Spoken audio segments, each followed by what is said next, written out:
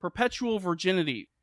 The doctrine teaches that Mary was a virgin before the conception of Jesus, during and after his birth, and she remained a virgin the rest of her life. The Catholic Catechism says this: the deepening of faith in the virginal motherhood led the Church to confess Mary's real and perpetual virginity, even in the act of giving birth to the Son of God made man. Now, Catholics affirm the virginal conception of Jesus Christ, which is an Orthodox view. But they also say that Mary remained a virgin even after the birth. And they're not just talking about she didn't have relations with a human or a man. The Catholic Catechism: in fact, Christ's birth did not diminish his mother's virginal integrity, but sanctified it. That's a nice way of saying after the birth, she had absolutely no physical trauma to her body whatsoever. That is a description of her physical attributes after the birth. She gave birth, and there was no physical side effect whatsoever to her body. Her body remained just as it was before the birth. The Catholic Catechism then says she remained a virgin in the sense that she never had relations with a man. And they say this by saying Jesus is Mary's only son.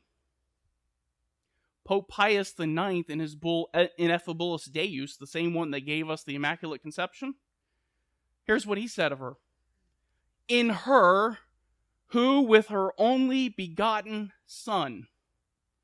Is anyone bothered by that phrase? What bothers you about that phrase? Her only begotten. That is a title that is only ascribed to the Father. Jesus is the only begotten of the Father. It is never applied to Mary.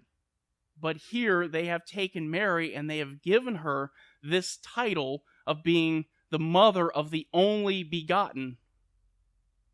It's a title that only is ascribed to the Father. And the Catholic Catechism says, look, okay, you Protestants don't agree with us because you think the Bible teaches that Mary had other children.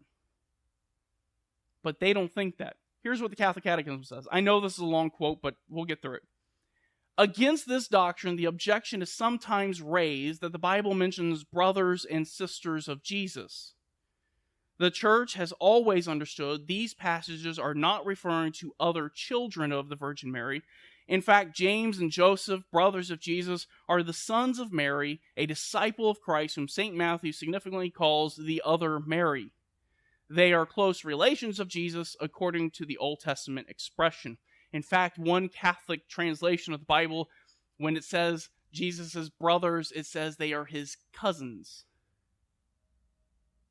But they have to preserve the doctrine. So they can't have the text say what it actually says. So let's look at this and just consider this. First, let's go back to what Forrest had mentioned a minute ago. If Mary remained sinless her entire life, she was married. She was married to Joseph. If she remained a virgin her entire life, then she was in fact in sin. She withheld herself from her husband. 1 Corinthians 7 says, do not withhold yourselves from your spouse. So she can't be immaculate and sinless and be a perpetual virgin who's married. But let's deal with the Mary did not have other children. Go to Matthew chapter 12, and we're going to look at verses 46 and 47 real quick. Here's what it says. While he was still speaking to the crowds, behold, his mother and his brothers were standing outside, seeking to speak to him. Someone said to him, behold, your mother and your brothers are standing outside, seeking to speak to you. If I could speak, that would be great. The term he uses here for mother, they want to say this is someone other than Mary. This is someone other than his human mother. This is the other Mary. There's a problem with that. You see, the Greek word that Matthew uses here is used 83 times in the New Testament, and it always means mother. It never means anything else. And in fact, the gold standard of the Greek lexicons, BDAG, gives two possible meanings to this word. You know what they are? A female parent or mother. An entity that bears the relation of a mother. So is there any way that we're going to look at this and say this is someone other than his human mother? What about his brothers? Maybe those are cousins. Not really.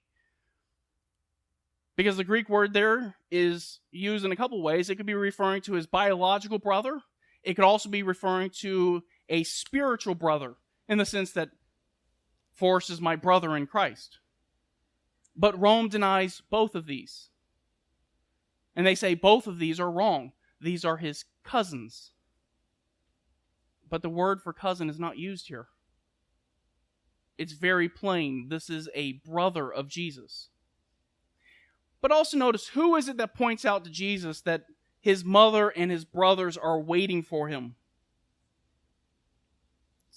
People outside, right? The crowds. The crowds knew Jesus. We know that if you flip over to Matthew 13, look at verse 55. Is not this the carpenter's son?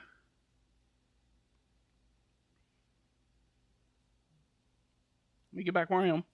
Is not his mother called Mary, and his brothers James and Joseph and Simon and Judas, and his sisters, are they not all with us? Everybody knew who he was. Everybody knew who his mother was. They even knew who his father was. They said, is not this the carpenter's son? So why would they talk about his legal father, Joseph, and then switch to a different Mary? That's his family. They know who he is. Mary obviously had other children.